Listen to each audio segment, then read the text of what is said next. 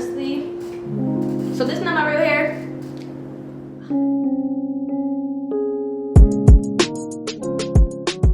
Welcome back to another video. My name is Kennedy, and for today's video I'm just gonna be showing y'all how I installed this V-part wig. It's so easy, and these wigs are perfect, especially if you're somebody who don't want to play around with lace, or you just really don't want to experiment. Like, this looks so natural, it's giving sew-in, and it's just giving silk press, and I feel like a wig like this is perfect and very beginner friendly. So before we get started in this video, do me a favor and make sure to subscribe to my channel, and then also give this video a thumbs up. But let's just go ahead and get started. So before we get started with the install, I just want to show you guys how I resized my V-part wig. And what they don't tell you about V-part wigs and U-part wigs is how they can actually be really baggy in the back, and how sometimes there can just be like a lot of space in the back and they just fit really big. I don't know who the targeted audience is for these types of wigs, but I'm like, whose head is actually that big? So I do this all the time off camera, but I just thought I'd come on and show you guys how I do it on camera. I just feel like this could be really helpful, especially because I know that V-part wigs are really trending right now, and a lot of girlies are trying to get away from like lace. So this would be a really good alternative, but it just has to fit really snug. I feel like that's the key. So I'm going to show you guys how I do that. So this is just what the wig looks like, and all I'm going to be doing is taking it and getting rid of this excess part here. This is usually the part that's just like hanging in the back, so I'm literally just going to be pinching it together and sewing down on the center of this. And it does not have to be perfect at all, trust me, I barely know what I'm doing, but all you have to do is just basically fold it in the back and then sew down, like sew straight through this part that you're folding. So once you have your piece of thread, I just like to take one end and just make it a little bit more skinny, and you want to feed it through this side of the needle. So once you have the thread through, now you just want to make sure that both ends of the thread are even. So now I'm just taking this and I'm just tying a knot. Oop. Just like that, and I'm going to just tie a few different knots just to make sure that this don't go anywhere. Once I start threading it through, I'm gonna do like 5 knots just to be on the safe side. So there's my knot. So as you can see, this is what I have so far. So I'm literally just holding this together, and I'm taking the needle on one side and I'm threading it all the way through on the other side, and I'm pulling it tight.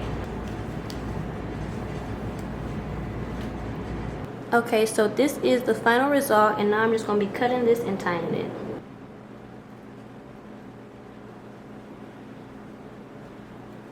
Little sip of my sweet cream cold brew.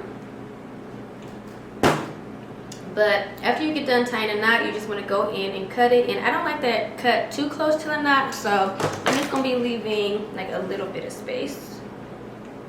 And again, I cannot put enough emphasis on how this does not need to be perfect. Again, it's the inside of the wig, so nobody can see it. So just do what you can. All that did is just basically bunch together all of the extra cap that was like hanging. So now we can actually get into the install. My hair is like freshly-ish washed, and usually when I like wash my hair, I'll go in and kind of like flat iron through it just so it's kind of like easier to manage. But this is what my hair is looking like. I've had it in a bun for like 3 days, so it's all like curl under. This is hilarious. I feel like this is a meme when people used to say, I don't want my ends bumped. This is what they were talking about. I am the meme. So I'm just parting my hair, and I'm just basically deciding where I want my leave out to be. And for styles like this, I typically don't do too much leave out, but I've learned that in the past, if you want these wigs to look more natural, you have to do like a little bit more than you would typically do to like cover the tracks. Going in and getting this out the way, and I'm literally just like twisting it, and I'm just going to put a clip here just to keep the center out of the way. So I'm just taking my edge control around my perimeter now, and I'm just going to start to brush this back. And for edge control, I'm just using my Eben 24-hour extreme hold edge control. And now I'm just taking a little bit of my Eco Styler gel, and I'm going to start to just create a small bun in the back. And I'm just molding it down using the Eco Styler gel and edge control. And for the bun, the goal is just to make it as small as possible. This is easy for me because I already have short hair, but I'll show you guys how I like braid it. I just literally take the ponytail and I just create like a twist or a braid. And then once you have the braid, I'm just going to take it and twist it in the back. And I'm going in with a rubber band. And I'm just going to this hair mullet. And you just want to tighten that with a rubber band. So this is just how it's looking. I'm gonna turn around just so you guys can get like a 360. Before you go right in and just install the wig, you just want to try it on and make sure that it fits securely and that it's also really comfortable. So I did go in off camera and just cut this part of the ear off, and you'll know when you try it on if it's just like too big. You just want to go in right by the ear and cut that piece off. So I'll just show y'all how I did it using this side. I will say, be very careful as you're like cutting the wig, just because you don't want to like overdo it and cut too much and the whole wig starts unraveling. So just use your judgment. Like if you feel like it's a piece that you probably shouldn't be cutting, if it feels like really pointy in one area, or if you see like it's a piece that's like holding two parts together, don't cut that. I'm basically talking about just like cutting around the extra fabric and like the extra pieces of lace that you can spot out. So once you have the wig customized, now we can finally put it on. So I'm just clipping it in, just making sure that it's nice and comfortable, and you want to make sure that you are putting the combs in areas that won't give you a headache, if that makes sense, because I feel like I've been wearing V-part wigs for like a year and I finally know how to clip them in to where they like don't make my head hurt. Okay, so I feel like this looks really flat and it also feels really comfortable. You want to be really careful when you're installing these wigs, because if you put the clip in the wrong space, then it will be really uncomfortable. You might get a headache, or sometimes what happens to me in the past is like my scalp will be like really sore in those areas. So the key is you really want to dig the clip in into areas where you feel like your hair is thicker, because if you do put it in an area that you feel like is like there's like a lot of tension or your edges are really thin, it will naturally like pull and create like unnecessary tension. So you just want to make sure that the combs are in places that you feel like you have like a little bit more hair. So I feel like this is just super flat. I'm gonna go in and flat iron through it real quick.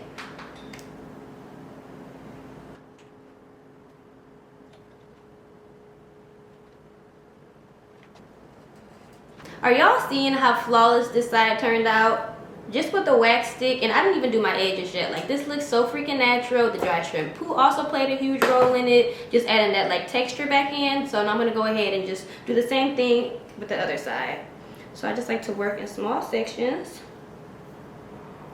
And every piece that I flat iron, you want to make sure that you're going behind it with the wax stick, and that's really how you get that like growing out of the scalp look.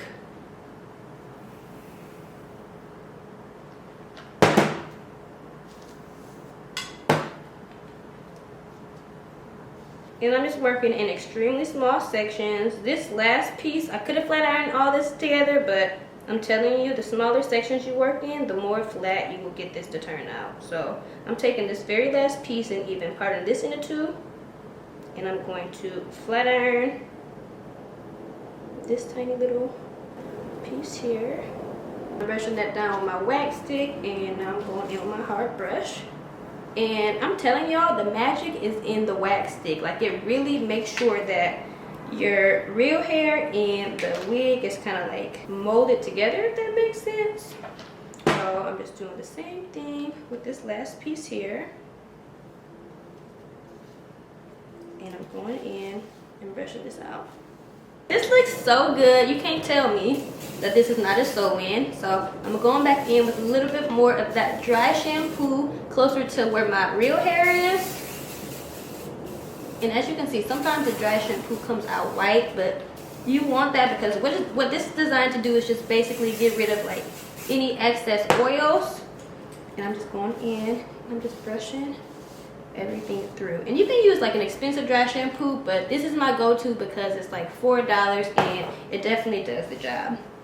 It just adds that like bouncy doll texture back in. And I hate to use the word doll because I feel like doll is usually like associated with like a negative connotation, but in this case, when I say doll, I just mean that it just looks like a little bit more realistic and like less shiny.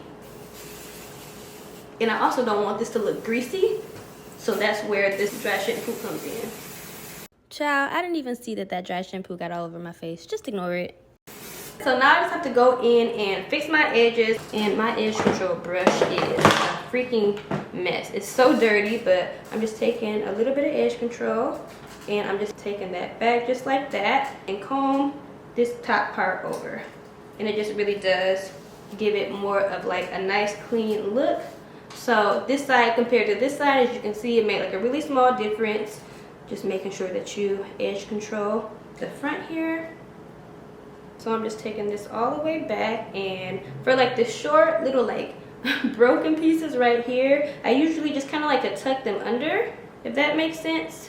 And I'm just combing that down, and I was gonna do like a little bit of edges on the side. You don't have to, but I'll do a little bit. I'm just taking a little bit of edge control where I have that leave out, and I'm literally just gonna do like a tiny little swoop-de-doop-de right here, just in case the wind blows or something.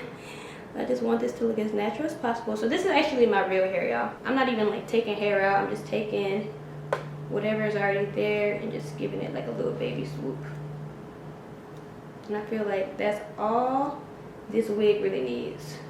Just a little swoop on the side, and voila. Like, are y'all seeing this? It just looks so realistic. That's why I love these wigs, and I've really been like reverting to more V-part wigs, because I don't care what y'all say, like I love me a good wig, but sometimes lace can just make me feel insecure. Like, I don't know, like it could be like the best lace in the world and I'm still gonna feel like somebody is like all up on the lace, or they can see the lace. Y'all know I always love to cut my hair, but I really actually like the length of this. I actually ordered it this length on purpose because I really wanted it to like mimic my real hair, but now I just feel like I need to just like style it a little bit. So I'm just gonna go right in and cut straight across, and I don't necessarily want this to be like a super blunt bob, but I do want it to be like a longer bob, if that makes sense. I'm gonna go in and comb this section forward, and I'm also going to just leave some hair in the back. That's usually how I like to wear these. I never do like the split in the back and just do both sides over. I always like to have some hair in the back.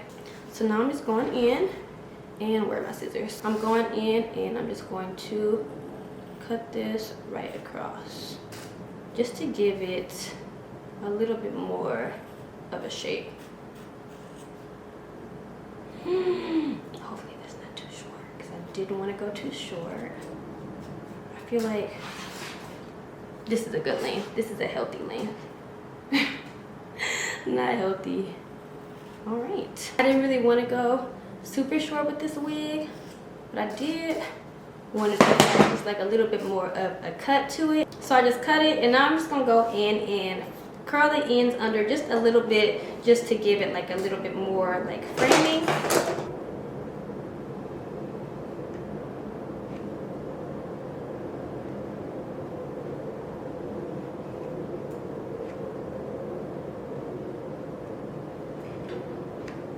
I just want to bump the ends a little bit. Oh, that looks so cute, honestly. So this is not my real hair. Oh, that looks so good. This is what could be my real hair for real, y'all.